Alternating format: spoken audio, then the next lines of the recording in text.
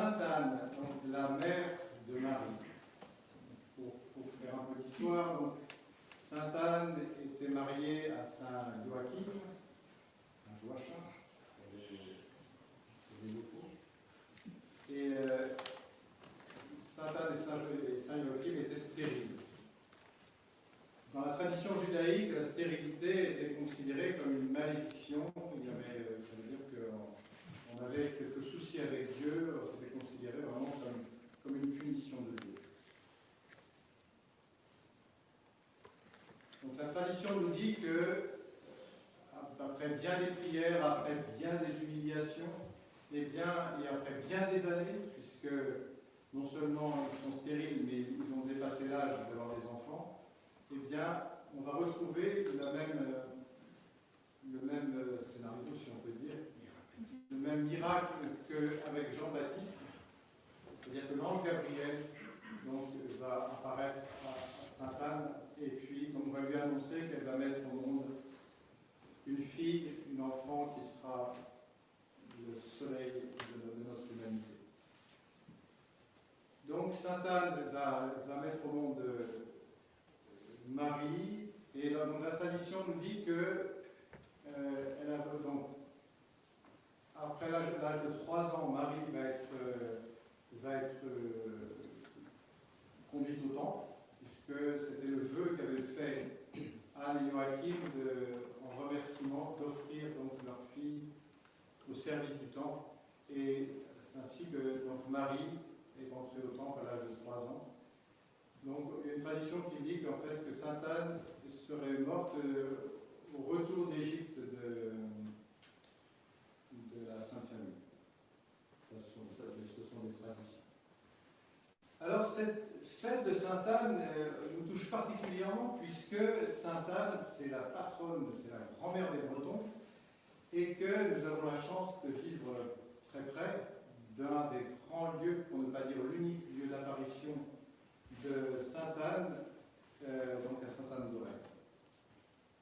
Alors, je vais vous lire le récit des apparitions, parce que c'est vrai qu'on a tendance à oublier, on parle beaucoup de Sainte Anne d'Auray, mais on a tendance à oublier ce qui s'est passé exactement, parce que c'est vraiment quelque chose d'extraordinaire.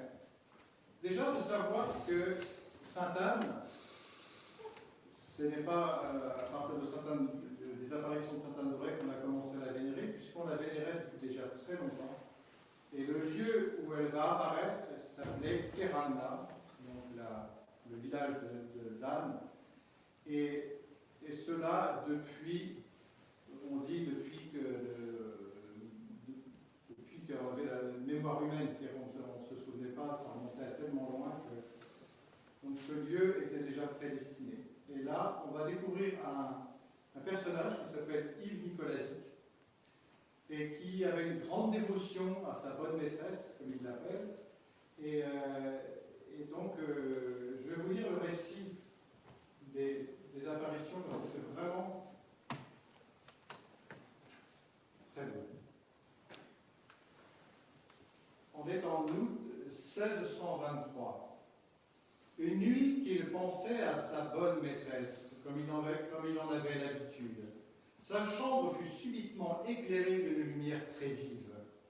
Et au milieu de cette clarté merveilleuse, il aperçut distinctement une main isolée qui tenait un flambeau. Cette vision dura environ le temps de réciter 2 pater et 2 ave. Ceci se passa au mois d'août 1623. 6 semaines après, un dimanche, 1 heure après le coucher du soleil, il jouit du même spectacle au chant du Bosséno. C'est un chant qui lui appartenait. Ce fut encore la même clarté, le même cierge suspendu au milieu des airs, mais la main mystérieuse ne parut pas, et la vision dura moins longtemps.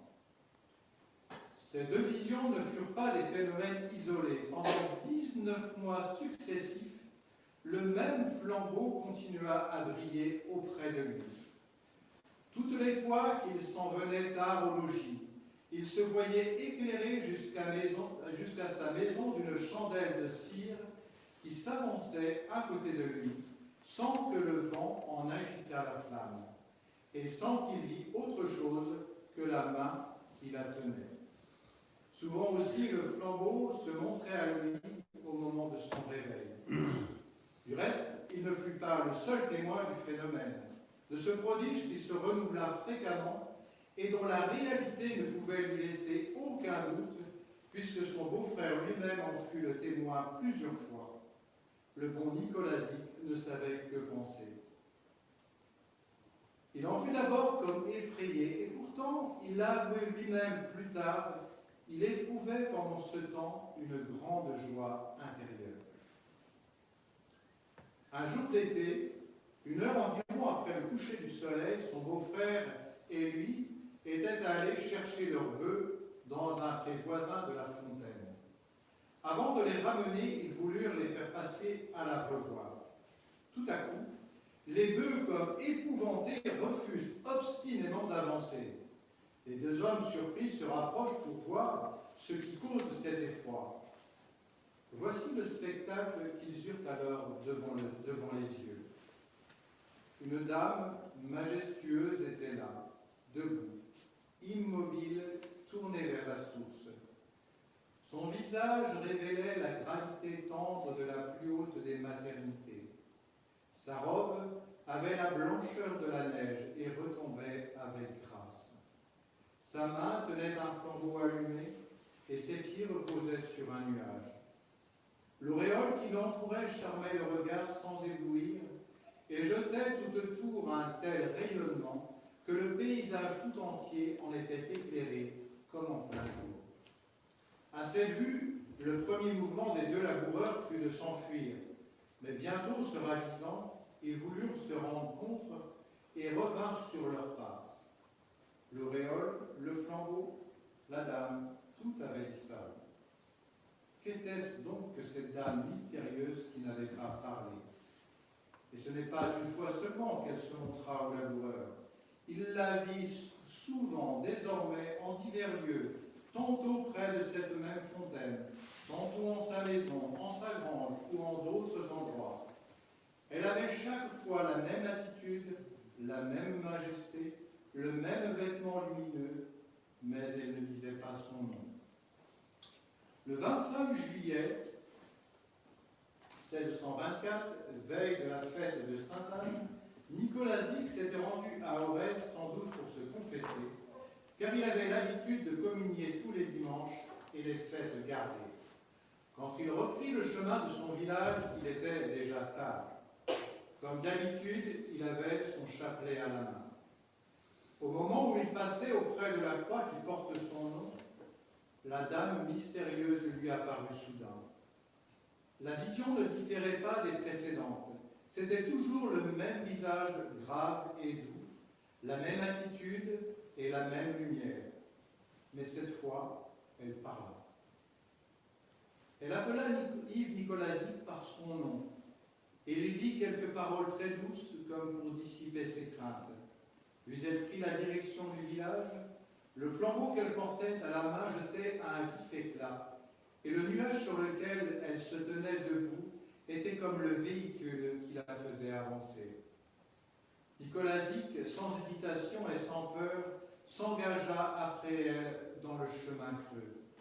Ils allèrent ainsi ensemble jusqu'aux maisons, elle tenant le flambeau, lui égrenant son chapelet. À l'approche de la ferme, brusquement, la dame mystérieuse s'éleva en l'air et disparut. Jusqu'ici, aucune apparition n'avait duré aussi longtemps, et jamais Nicolazic n'avait été encore aussi profondément impressionné. Rentré chez lui, il ne put rien manger. À sa femme et à ses domestiques qu'il avait attendus pour se mettre à table, il adressa à peine quelques courtes paroles, et bientôt, comme un homme préoccupé, il voulut être seul. Il se retira dans sa grange sous prétexte d'y garder pendant la nuit le cèdre qui avait été battu les jours précédents. Il se jeta tout habillé sur un lit de paille, mais il ne put dormir.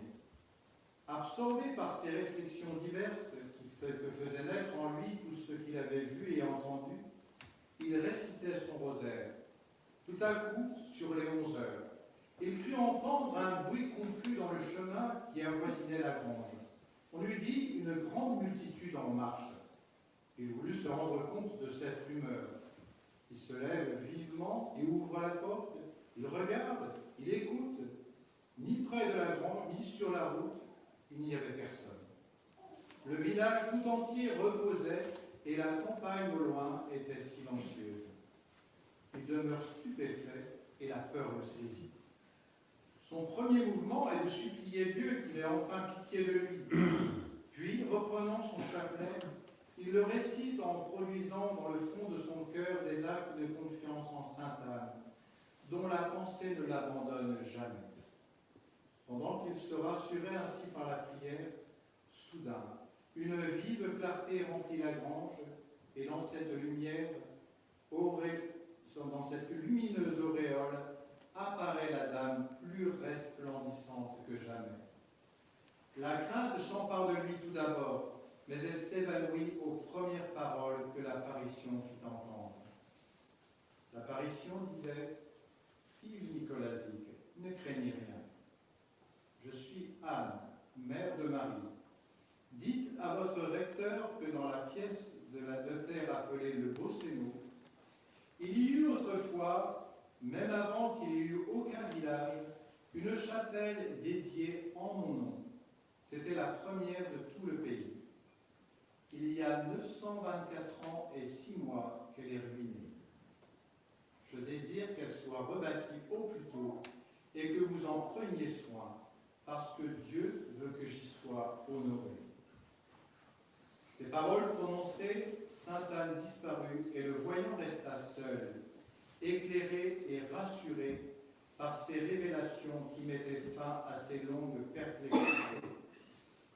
Et sachant désormais à qui il avait affaire, il s'endormit tranquille. C'est donc le 25 juillet que Nicolazic reçut le mandat qui devait faire de lui le créateur du pèlerinage. Ce mandat, il l'accomplira au prix de quelle épreuve et à la suite de quelle hésitation. Donc en effet, Sainte Anne va lui demander d'aller voir le recteur et on va retrouver la même situation que Bernadette à Lourdes. L'accueil ne va pas être très chaleureux. Et la Sainte Anne, à plusieurs reprises, lui dira « Ne craignez point, Nicolazic, et ne vous mettez pas en peine. Découvrez à votre recteur en confession ce que vous avez vu et entendu, et ne tardez plus à m'obéir. Conférez-en aussi à quelques hommes de bien pour savoir comment vous devez vous y comporter. » Donc chaque fois, encore une fois, elle me rassure, ne vous souciez pas, dit-elle, de ce que diront les hommes. Faites ce que je vous ai dit et reposez-vous en moi du reste. Consolez-vous, Nicolazic, lui dit-elle, l'heure viendra bientôt en laquelle je vous ai dit tout s'accomplira. Pauvre Nicolazic, il va rencontrer des prêtres, évêques, des moines, et à chaque fois, beaucoup de perplexité, jusqu'au jour, donc il va demander un signe à Sainte Anne. Et là, une nuit, Sainte Anne vint vers les 11 heures. Ses domestiques veillant encore dans la pièce voisine, Nicolazic récitait comme d'habitude son chapelet en attendant le sommeil. Soudain, sa chambre se trouve tout éclairée, comme elle l'avait été si souvent. Sur la table apparaît un cierge dont la flamme brillait d'un éclat très vif. Et la sainte, se montrant aussitôt, arrête sur son messager un regard plein de douceur. L'heure attendue était arrivée. Sainte Anne dit d'une voix agréable et engageante, « Yves Nicolazic, appelez vos voisins comme on vous a conseillé. Menez-les avec vous au lieu où ce flambeau vous conduira. Vous trouverez l'image qui vous mettra à couvert du monde, lequel connaîtra enfin la vérité de ce que je vous ai promis. » Donc après ces paroles, il va aller donc chercher ses voisins et ils vont suivre ce flambeau qui va arriver dans ce fameux lieu du Beau-Sénou. Et le flambeau va s'enfoncer par 2 fois dans la terre, il va disparaître dans la terre. Et ils vont creuser à cet endroit-là, ils vont trouver donc une très ancienne statue de Sainte Anne, qui était donc cette statue qui demeurait en ce lieu où il y avait cette chapelle. Et là, toujours, il va toujours y avoir, même avec la statue, il va venir avec la statue, montrer la statue. Le recteur, il ne veut toujours rien entendre. Et il va même se passer un phénomène un jour, ils vont trouver sur la table de la maison de l'argent qui a été déposé miraculeusement pour commencer les travaux de cette fameuse chapelle. Et la statue elle va rester appuyée contre un arbre sur l'endroit où elle a été trouvée, et les gens vont commencer à venir, vont commencer à mettre de l'argent, et c'est comme ça donc que va naître le fameux sanctuaire de Sainte-Anne-de-Ré. Sans l'autorisation du curé. Après, quand même, l'évêque commençait à se poser des sérieuses questions. Alors, cette tradition de Sainte-Anne en Bretagne, c'est quand même quelque chose d'important. C'est vrai qu'on peut se poser des questions. Pourquoi Sainte-Anne choisit ce lieu, hein, pourquoi elle insiste tant pour y être vénérée, alors que ça fait 900 et quelques années qu'elle n'a pas été vénérée dans ce lieu. Il y a vraiment quelque chose qui nous faut nous rappeler, à savoir que dans la tradition celtique, il y avait cette Anna, qui désignait la terre-mère, et qui était vénérée donc par nos ancêtres. Et le fait que Sainte Anne se manifeste en ce lieu, il y a forcément un lien très étroit avec cette Sainte Anne antique, à savoir qu'on se souvient qu'il n'y a pas eu de rupture entre l'ancienne tradition celtique et la tradition chrétienne. Donc il y a vraiment quelque chose, un message certainement qu'il nous faut retrouver, et puis certainement aussi qu'en ce temps justement où nous maltraitons si mal, nous maltraitons notre mère la terre, eh bien Sainte Anne est certainement là pour nous rappeler, voilà, quelle est notre mère, quelle est celle qui nous nourrit, et qu'à travers Sainte Anne, eh bien, nous allons pouvoir retrouver justement ce lien avec cette terre-mère, et que nous puissions vraiment intégrer totalement dans notre vie spirituelle eh bien, ce monde qui nous entoure, ce cosmos qui nous entoure, et nous rappeler que nous avons cette responsabilité que nous avons, c'est que nous sommes les canaux par lesquels l'amour de Dieu va se manifester à cette création. Et soyons confiants, soyons pleins d'espérance, parce que si les saints se manifestent, avec tant d'insistance, c'est que Dieu est présent et qu'il n'y a jamais de situation désespérée.